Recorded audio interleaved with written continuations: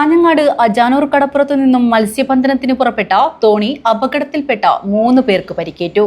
ജനീഷ്, രാമകൃഷ്ണൻ, ബാബു എന്നിവർക്കാണ് പരിക്കേറ്റത്. ഇവരെ കാഞ്ഞങ്ങാട് ജില്ലാ ആശുപത്രിയിൽ പ്രവേശിപ്പിച്ചു. തോണിയും യന്ത്രവും ഉൾപ്പെടെ പൂർണ്ണമായും നഷ്ടപ്പെട്ടു. തോണി മറിഞ്ഞാണ് അപകടമുണ്ടായത്.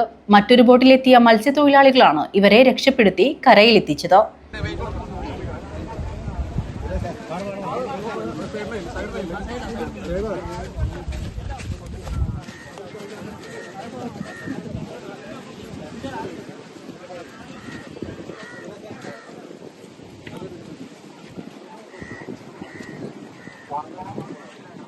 രണ്ട് മണിക്കൂറിലധികം ഇവർക്ക് കടലിൽ കഴിയേണ്ടി വന്നു. ബന്ധപ്പെട്ട ഉദ്യോഗസ്ഥരെ അറിയിച്ചെങ്കിലും അലംഭാവം കാട്ടിയതായി ആരോപണം ഉയർന്നിട്ടുണ്ട്. News bureau, Kanhangad.